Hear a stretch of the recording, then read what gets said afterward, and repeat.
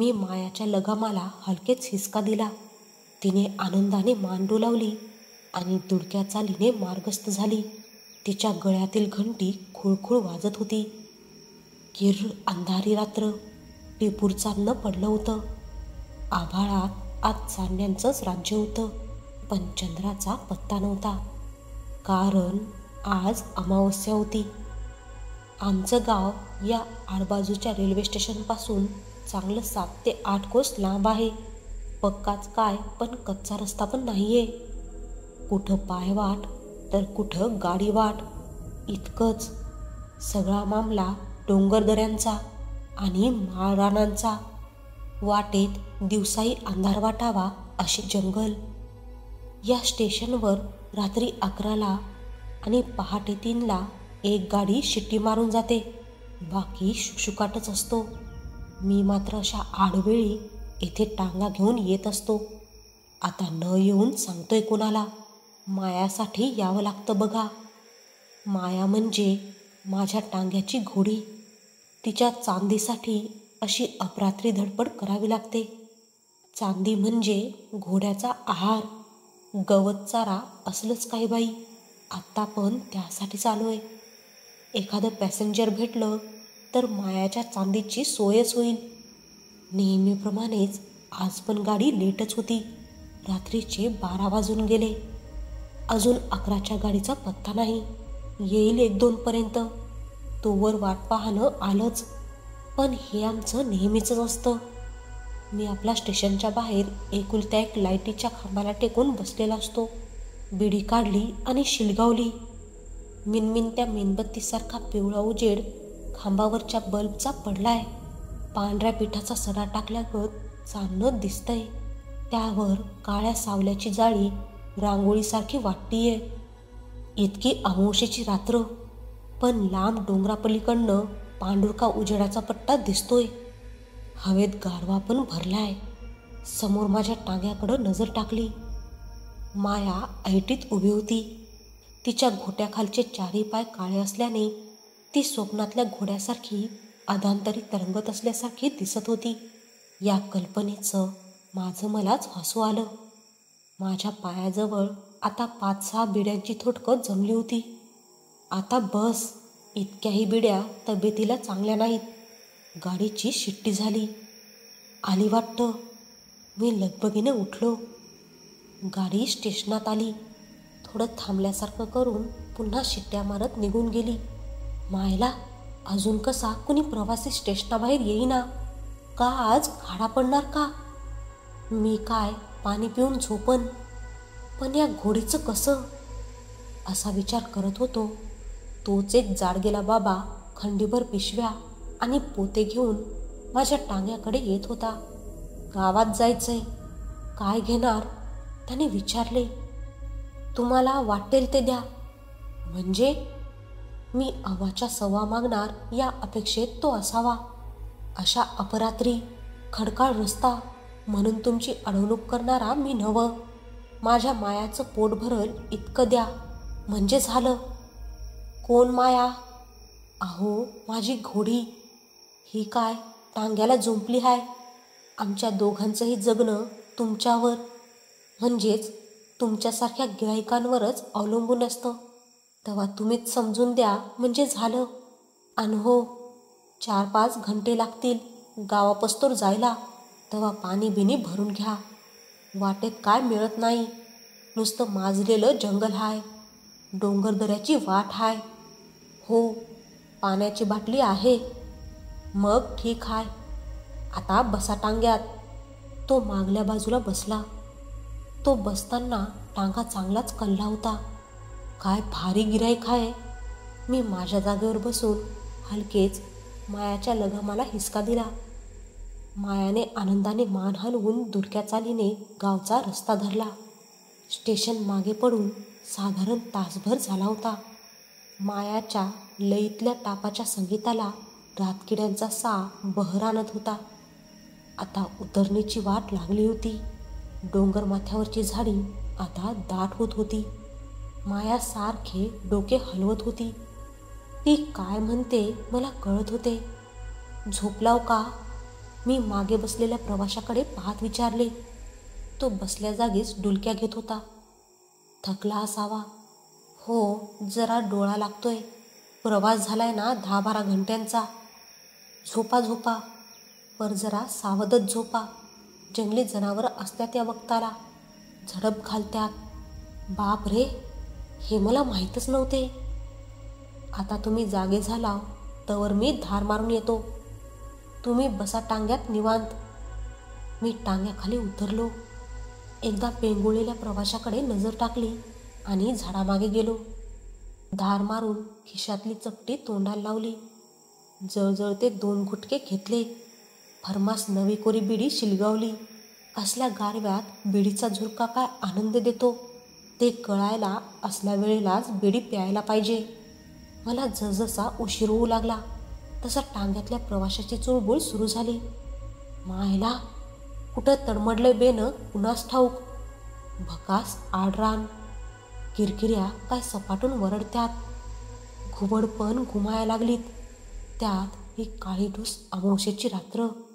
असले काहीतरी विचार त्याच्या मनात येत असावेत. मला ते जाणवत होते. मी ज्या झाडामागे होतो तो त्याच दिशेला पाहत होता. सहज त्याने समोर पाहिले आणि त्याची दातखिळीच बसली असावी. डोळे वटारून तो समोर पाहत होता, कारण त्याच्या समोर माया उभी होती, टांग्याला समोर झुंपलेली. माया टांग्याच्या मागे पण उभी होती. त्याने आरोळी ठोकायच्या आतच मायाने डायनासोरसारखी मान लांब करून त्याला तोंडात धरले आणि गाडी बाहेर ओढले. त्याचा चट्टामटा करून ती जिभल्या चाटत होती. तेव्हा मी झाडाच्या मागून बाहेर आलो. गाडीतल्या त्या प्रवाशाच्या सगळ्या पिशव्या त्या झाडीत भिरकावून दिल्या. चला, या घोडीच्या चांदीची सोय झाली. आता पुढच्या अमावस्येपर्यंत घोर नाही. टांग्यात बसताना मी स्वतःशीच पुटपुटलो. आता तुम्हाला सांगायला हरकत नाही, मी जर या मायाच्या चांदीची सोय नाही केली तर ती माझी चांदी करणार आहे. मग मी तरी काय करू? माझाही नाईलाज आहे.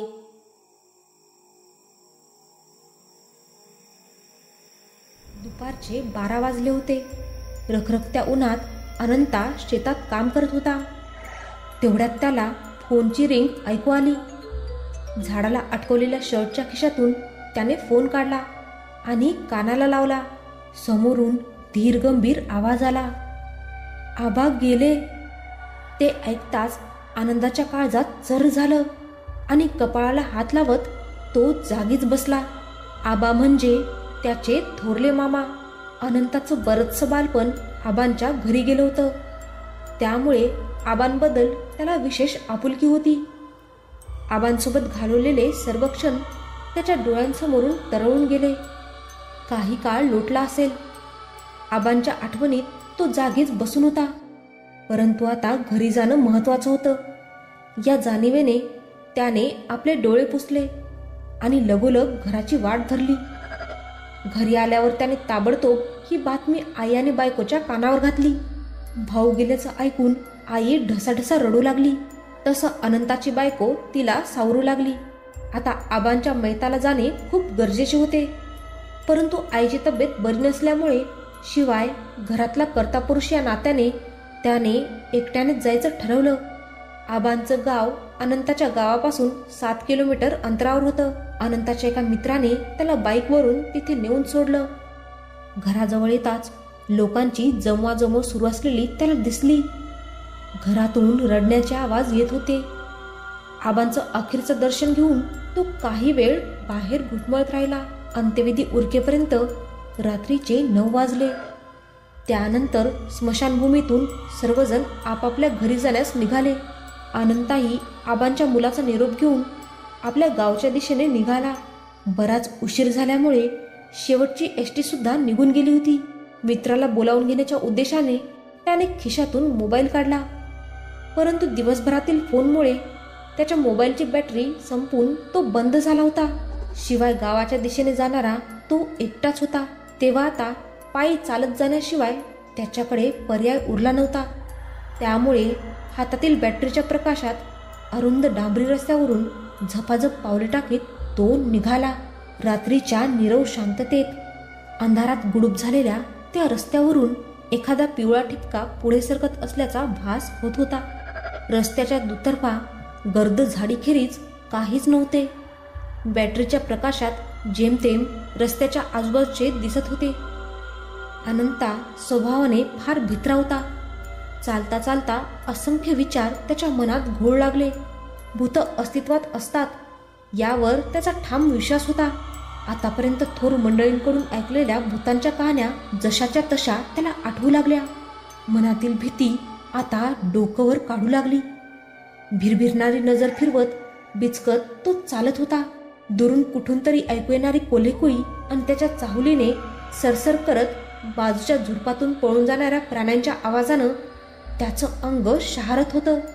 त्याच्या हृदयाचे ठोके त्याला सहज ऐकू येऊ लागले. सुकलेल्या पानांवरून चराचर पावले टाकीत तो पुढे सरकत होता. काही अंतर कापल्यावर रस्त्याच्या कडेने एक माणूस चालत जात असल्याचे त्याला दिसले. त्याची गती एकाएकी मंदावली. भूत तर नसेल ना या विचाराने त्याच्या अंगावर सरकन काटा उभा राहिला. छाती वेगाने धडधडू लागली. हातापायांना कंप सुटू लागला. एकाएकी तो माणूस थांबला. जणू मागून येणाऱ्या अनंताची त्याला चाहूल लागली असावी. त्याने वळून अनंताकडे पाहत हाताने इशारा करून त्याला जवळ बोलावले. अनंता थरथर कापत आणि ओठांवर रामाचा जप करत त्याच्याजवळ जाऊ लागला. त्याच्या जवळ जाताच अनंताने त्याच्या चेहऱ्यावर बॅटरीचा प्रकाश टाकला. तो एक 40शी पार केलेला इसम होता. अंगात रेघोटे असलेलं पांढरं शर्ट आणि काहीशी जुनी मळकट पॅन्ट. डोक्यावर पूर्णतः पांढरे बारीक केस. चेहऱ्यावर गंभीर भाव ठेवत त्याने विचारले, कोण रे तू? त्यावर अनंता घाबरतच म्हणाला, मी अनंता. कुठं चाललायस? हे इथे पुढे गाव आहे माझं. बरं चल, मी सुद्धा तिकडेच चाललोय. पण तुम्ही कोण? मी संतोष.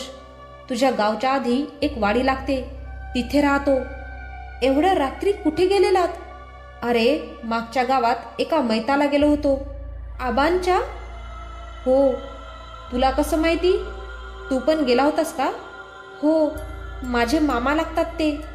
पण तुम्ही कुठे दिसला नाहीत? अरे मी लवकर निघालो. माझं एक काम होतं, ते संपेपर्यंत उशीर झाला. अनंता त्या माणसासोबत हळूहळू चालू लागला. परंतु अजूनही त्याच्या मनात अनेक प्रश्न डोकंवर काढत होते. अधूनमधून तो त्या माणसाकडे चोरून पाहण्याचा प्रयत्न करत होता. तो माणूस समोर पाहत शांतपणे चालत होता. ती शांतता काहीशी भंग करत अनंताने विचारले, तुम्ही कसे ओळखता आबांना? तसा अनंताकडे न पाहताच तो म्हणाला, अरे ते व्यवसाय करायचे ना, तर त्यानिमित्तानेच त्यांच्याशी गाठ पडली. मग अशी अधूनमधून भेट व्हायची आमची. त्यावर अनंता काही ना काही त्या माणसाशी बोलू लागला. काही वेळ त्याच्याशी गप्पा मारल्यावर खात्री पटताच अनंताला हायसं वाटलं. आता तो मनमोकळेपणाने त्या माणसाशी बोलू लागला. गप्पा मारता मारता अनंताने मध्येच त्या माणसाला म्हटले, तुम्ही इतक्या रात्री एकटे जात होता, तुम्हाला भीती नाही वाटत? भीती कसली? त्याने विचारले. भूताखेतांची? अनंताने काहीसे कचरत विचारले. त्यावर तो हसला आणि म्हणाला, तुला खरंच वाटतं भूत अस्तित्वात आहेत?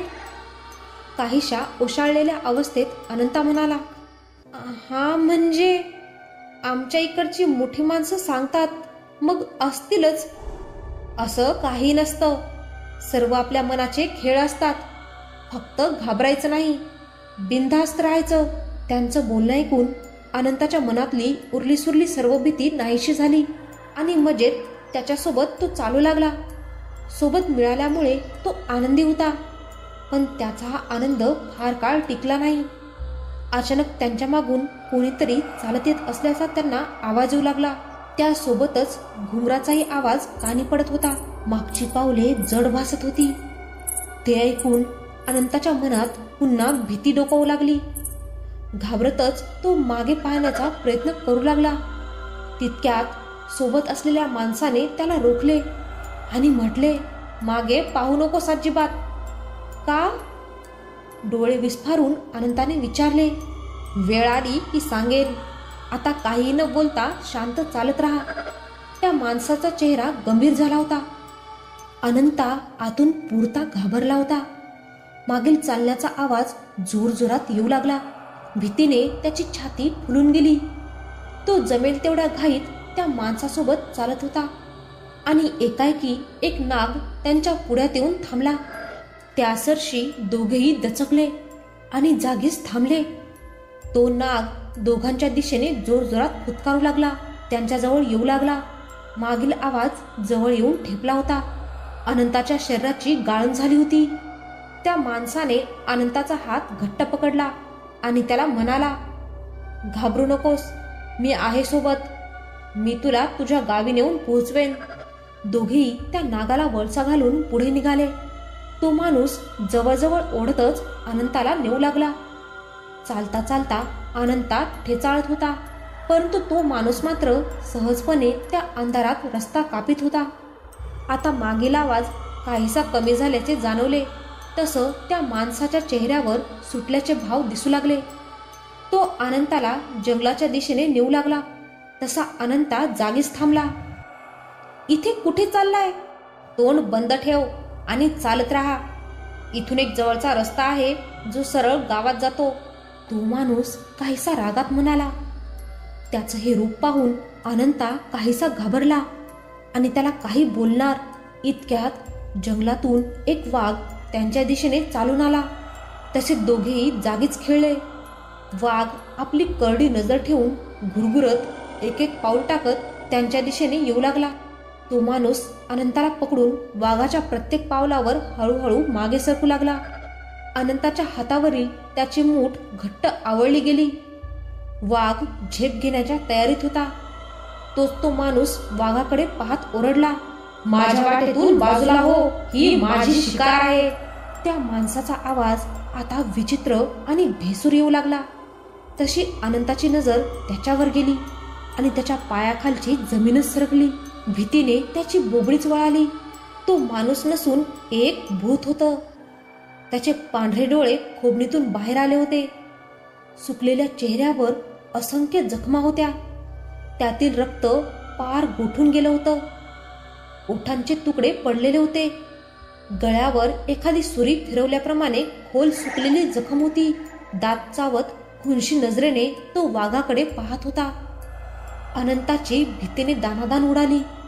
तो अर्धमेल्यासारखा झाला. दोन्ही बाजूने मृत्यू त्याला दिसू लागला. वाघाने झेप घेण्यापूर्वी प्रचंड डरकाळी फोडली. त्या आवाजाने जणू संपूर्ण जंगल खडबडून जागे झाले. अनपेक्षित आवाजाने पक्ष्यांचा कलकलाट होऊ लागला. जंगलातील प्राण्यांचे चित्रविचित्र आवाज येऊ लागले. काही काळाच्या आतच वाघाने जोराची झेप घेतली. तसे अनंताने आईच्या नावे साथ घालत आपले डोळे घट्ट मिटून घेतले आणि अचानकच एखादी गोष्ट बटन दाबून बंद करावी तसा तो आवाज बंद झाला. अनंताने हळूच आपले डोळे उघडून आजूबाजूला पाहिले. जंगल शांत होतं. मिनिटभरापूर्वी सुरू असलेल्या नाट्याचा लवलेशही तिथे नव्हता. तो माणूस, तो वाघ अचानक गेले कुठे? याच विचारात असताना अचानक मागून घुंगरांचा आवाज आला. तसा अनंता दचकला. पुन्हा एका नव्या संकटाला तोंड द्यावे लागणार या विचाराने तो रडकुंडीला आला आणि मागे वळून खाली बसत आपल्या जीवाची भीक मागू लागला. तेव्हा एक भारदस्त आवाज त्याच्या कानी पडला. अनंता! त्या आवाजाने त्याने तात्काळ वर पाहिले. त्याला एक पिळदार शरीराचा रांगडा देह दिसला. डोक्यावर मळकट फेटा, खांद्यावर घोंगडी, दुसऱ्या हातात घुंगरू बांधलेली काठी, भरदार मिशा, करारी नजर, चेहऱ्यावर विलक्षण तेज. आपल्या धारदार आवाजात तो पुढे बोलू लागला, घाबरू नकोस अनंता, मी आहे सोबत. निश्चिंत होऊन घरी जा. त्यांचं भारदार व्यक्तिमत्व आणि धारदार आवाज ऐकून अनंता जागीच कोसळला. पहाटे 5च्या सुमारास अनंताचे डोळे उघडले. गावच्या वेशीवर असलेल्या एका जांभळीच्या झाडाखाली तो झोपलेला होता. जाग येताच त्याने आजूबाजूला पाहिले. काही क्षण तो गोंधळला. आपण इथे कसे आलो? तो मागून येणारा माणूस कोण होता? त्याला माझं नाव कसं माहिती? असे अनेक प्रश्न मनात घोळू लागले. चेहरा भीतीनं कोमेजून गेला. त्याने लगेचच घराच्या दिशेने धूम ठोकली. घरी पोहोचताच आईला जोराची मिठी मारली आणि लहान मुलासारखा रडू लागला. अनंताच्या काळजीने आई आणि त्याची बायको दोघीही जाग्याच होत्या. अनंताला असं घाबरलेलं पाहून दोघीही चिंतेत पडल्या. काही वेळाने शांत झाल्यावर त्याने घडलेला सर्व प्रकार दोघांच्या कानी घातला. ते ऐकताच आईने त्याच्या चेहऱ्यावरून मायेने हात फिरवत म्हटलं, भाग्यवान हायस बघ पोरा. अरे, तुझ्याबरोबर जो चालत होता तो आबांच्या गावचा संत्या होता. 10 ते 12 वर्षांपूर्वी त्या जंगलात त्याचा खून झाला होता. तेव्हापासून दिवस रात्र त्या रस्त्याला कोणी एकटं गावलं की त्याच्याशी गोड बोलून त्याला जंगलात नेऊन ठार करतो. पण मग आये, तो मागे कोण होता? अनंताने विचारले. अरे, तो राखणदार होता, आपल्या आबांच्या गावचा. तू जेव्हा घाबरलास तेव्हापासून सावलीसारखा तुझ्या मागे होता तो नाग, तो वाघ त्याचाच होता. अरे, तो तुला भूताच्या तावडीतनं सोडवायला आला होता. तुला गावच्या वेशीपर्यंत आणून सोडणारा पण तोच. अनंता अवाक होऊन आईकडे पाहू लागला. तिने लगेचच देवाऱ्याकडे हात जोडत आपल्या पोराच्या मदतीसाठी मनापासून देवाकडे आभार मानले आणि अनंताला राखणदाराच्या नावे नारळ ठेवण्यास सांगितले. अनंताने देवासमोर नारळ ठेवला आणि आपले डोळे मिटले. ती भरीव देहयष्टी पुन्हा त्याच्या डोळ्यांसमोर तरळू लागली आणि आपसुकच त्याच्या तोंडातून शब्द फुटफुटले, राखणदारा, असाच पाठीशी राहा रे बाबा. ही कथा जर तुम्हाला आवडली असेल तर या व्हिडिओला लाईक करा आणि अशा नवनवीन कथा ऐकण्यासाठी चॅनलला सबस्क्राईब करा. धन्यवाद.